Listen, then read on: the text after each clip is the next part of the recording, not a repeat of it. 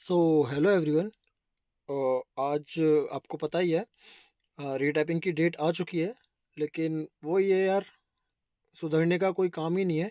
सही में मतलब सेम डेट को यार अब कोई बंदा कैसे दो दो एग्ज़ाम देगा, आप बताओ। सेक्शन कंट्रोलर का एग्ज़ाम भी सेम डेट को रख दिया इन्होंने, जबकि रेलवे ही दोनों एग्ज़ाम कंडक्ट करा रहा है। हद होती है मतलब यार, उसको जो एक ही कंडक्टिव जो बॉडी है, मतलब रेलवे ही दोनों एग्ज़ाम ले रहा है, तो एटलीस्ट उसको तो ख्याल रखना चाहिए ना कि दोनों एग्ज़ाम कैसे होंगे सेम डे। यार मेरे को समझ नहीं आ रहा है। अब जिन भी बच्चों का सेक्शन कंट्रोलर का भी होगा, ठीक है, और रीटाइपिंग भी होगी, जैसे मेरी तो दोनों ही है ना, सेक्शन कंट्रोलर का भी और रीटाइपिंग भी मैंने अप्लाई कर दिया है। तो कैसे यार होगा ये, मेरे को समझ नहीं आ रहा है।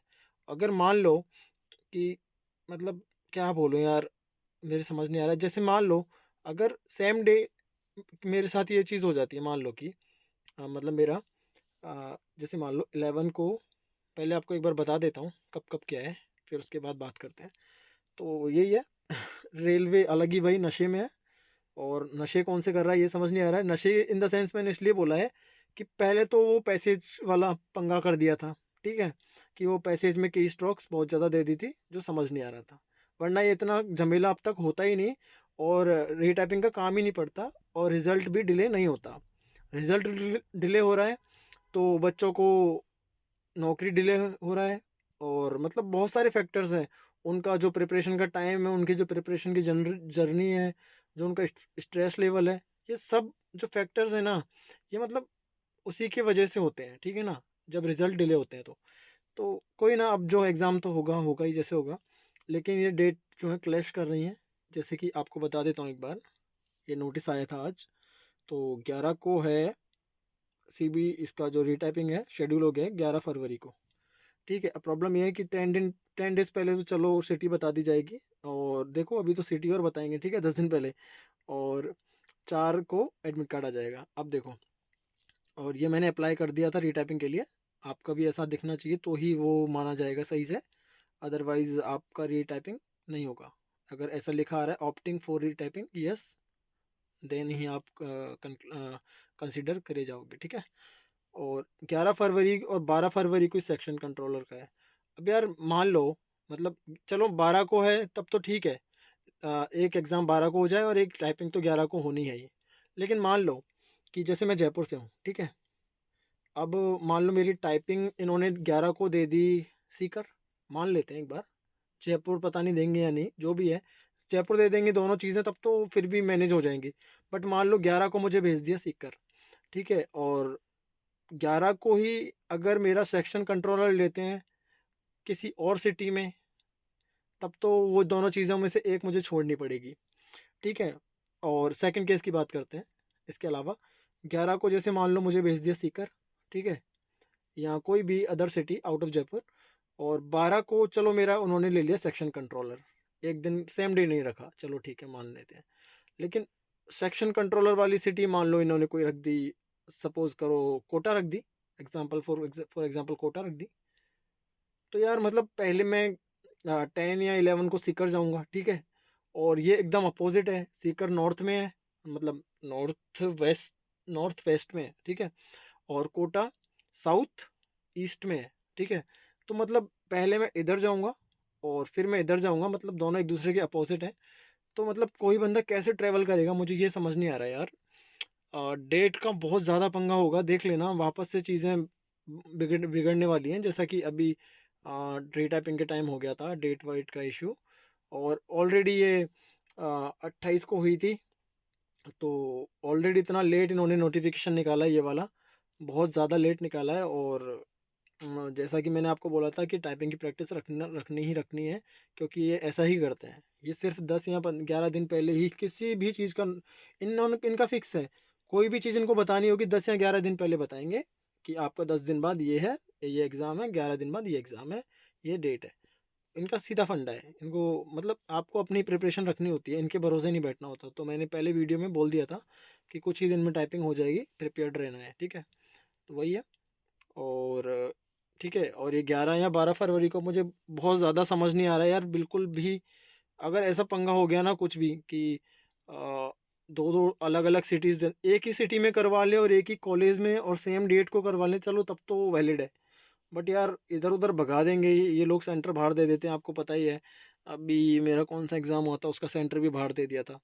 तो वही है, सेंटर तो बाहर आते ही हैं, ठीक है? और एक चीज़ और आपको शेयर करनी थी, एनटीपीसी जो होने वाला है ना अभी 2025 में, एनटीपीसी ग्रेजुएट वाला, तो उसकी मैं कुछ प्रिडिक्शन करने वाला हूँ कि वो कब होने वाला है। और वो जहाँ तक है 99% जो मैं आपको बताऊँगा डेट, वो उसी टाइम पे वो एग्ज़ाम कंडक्ट होगा, एनटीपीसी ग्रेजुएट। वो कैसे, वो आप देख लो खुद कि मैं किस बेस पे ये बात बोल रहा हूँ आपको। ये देखो, अ, ये रहा। देखो ये आपका प्रोविजनली एक्सेप्ट हो चुका होगा, ये ऐसा मेरे पास मेल आया है एनटीपीसी ग्रेजुएट का 2025 वाले का, कि प्रोविजनली एक्सेप्टेड। आपके पास भी अगर ऐसा मेल आया है तो ही आप एक बार चेक कर सकते हो जाके मेल वगैरह, कि प्रोविजनली आपका एक्सेप्ट हुआ है या नहीं। अगर नहीं हुआ तो फिर आपका एग्ज़ाम नहीं होगा, ठीक है? ऐसा होगा। और ये जैसे कि मान सकते हो आप 21 जनवरी को ये मैसेज है, ठीक है? यानी कि आप मान लो 21 जनवरी ही मान लेते हैं, ठीक है? 21 जनवरी मान लेते हैं अपन ओवरऑल। और उसके बाद देखो, अब मैं किस बेस पे बोल रहा हूँ कि एग्ज़ाम कब होगा। जैसे कि आरआरबी सेक्शन कंट्रोलर है, ठीक है? इसका जो भी है स्टेटस जो है, ये रिलीज़ हुआ है ना स्टेटस, ये वाला जो 11-21 को हुआ है, इसको स्टेटस बोलते हैं, ठीक है? तो ये सेक्शन कंट्रोलर का 12 से 18 दिसंबर को हुआ था। और अब एग्ज़ाम कब हो रहा है? 11 से 12 फरवरी। यानी कि लगभग लगभग दिसंबर से जनवरी और जनवरी से फरवरी, यानी कि 60 दिन बाद एग्ज़ाम हो रहा है, ठीक है? तो यही बेस है जिस बेस पे मैं आपको एग्ज़ाम डेट बताने वाला हूँ, यही उसका एक लॉजिक है, और कोई लॉजिक मेरे पास नहीं है या किसी और के पास प्रिडिक्शन नहीं है। कोई और कुछ बताता है तो ऐसे, मैं तो इसी बेस पे बता रहा हूँ। तो अगर मान लो मेरा 21 जनवरी को प्रोविजनली एक्सेप्ट हुआ है स्टेटस, तो आई मुझे जैसा लगता है 21 के बाद 60 दिन जोड़ दीजिए इसमें, तो 21 जनवरी के बाद 21 फरवरी और 21 मार्च, यानी 21 मार्च से लेके मान सकते हो आप मैक्स टू मैक्स 30 मार्च तक या 31 मार्च तक 100% एग्ज़ाम हो जाएगा। देख लेना आप। आ, आप भले 31 मार्च को ये यहीं इस वीडियो पे आके देख लेना, ये वीडियो कहीं नहीं जाने वाली है, लेकिन आपका 31 मार्च से पहले एग्ज़ाम हो जाएगा, ठीक है ना? तो तैयारी रखनी है भाई, जो भी इसकी प्रिपरेशन कर रहा है। अभी मेरी तो ऐसी कोई प्रिपरेशन नहीं है, क्योंकि मेरा कुछ समझ नहीं आ रहा है। मेरा अभी बहुत ज़्यादा प्रिपरेशन को लेके और पढ़ाई को लेके बहुत ज़्यादा, जो मेरी 2-3 साल गई हैं, 3-4 साल इस चीज़ में, तो मैं काफ़ी मूड अभी बहुत गंदा हो रखा है, ठीक है? तो मैं, मेरे बारे में तो नहीं, बट हाँ आपको मेरे से कुछ भी एनटीपीसी के रिगार्डिंग जानना हो, क्योंकि मेरे एनटीपीसी में 83 नॉर्मलाइज्ड मार्क्स आए थे सीबीटी 1 में आउट ऑफ 100, और 99 परसेंटाइल आई थी, जो कि अपने आप में बहुत ही अच्छे मार्क्स माने जाते हैं। आप किसी से भी पूछ के देखना। तो अगर मुझसे कोई भी आपको राय, कोई भी सजेशन, कोई भी सलाह, कोई भी पढ़ाई से संबंधित, कोई भी मतलब रिलेटेड पढ़ाई से कोई भी वीडियो चाहिए हो आपको, जीके की, आपको कोई चीज़ समझ नहीं आती हो, परेशान करता हो कुछ टॉपिक, तो आप मुझसे पूछ सकते हो, ठीक है? तो आपके भी मार्क्स 80+, 80+, 85+ आराम से आ जाएंगे, कोई बड़ी बात नहीं है आउट ऑफ 100। तो यही है। और हाँ, ये पक्का है कि मार्च में, 31 मार्च से पहले पहले आपका CBT 1 हो जाएगा, क्योंकि आपके सामने सबूत है, ये रहा। देख लो, प्रोविजनली स्टेटस रिलीज हुआ था 12 से 18, जैसा कि अभी हुआ 21 को, और इसके फिक्स 60 दिन बाद, आप खुद देख रहे हो ना यार, मतलब मैं खुद से कुछ भी नहीं प्रिडिक्ट कर रहा हूँ। ये सब रेलवे का जो एक फंडा होता है, जो इसका जो एल्गोरिदम होता है, वो यही होता है कि जो भी इसका एक पैटर्न होता है, ठीक है? तो उसी बेस पे मैं बोल रहा हूँ। आप बिल्कुल पढ़ाई भाई, जहाँ से भी पढ़ रहे हो, जो भी पढ़ रहे हो, पक्का एकदम ठीक से पढ़िए। 30 मार्च एनटीपीसी 2025 एग्ज़ाम, पक्की बात है, देख लेना। चलिए यही बताना था यार, है ना? और बिल्कुल समझ नहीं आ रहा है, ये सच में क्लैशेस होने वाले हैं। अब देखना, बहुत ज़्यादा बच्चे परेशान होने वाले हैं, बहुत बच्चे सफ़र करेंगे। रेलवे को कुछ भी नहीं जाएगा इसमें, जो जाएगा बच्चों को जाएगा। मेंटली टॉर्चर बच्चे होंगे, मेंटली हरास बच्चे होंगे, फिजिकली हरास होंगे, टॉर्चर होंगे, आने जाने में ट्रैवल होगा, खर्चा होगा, पैसे बर्बाद होंगे, ये सब अपना होगा। रेलवे का कुछ भी नहीं जाएगा।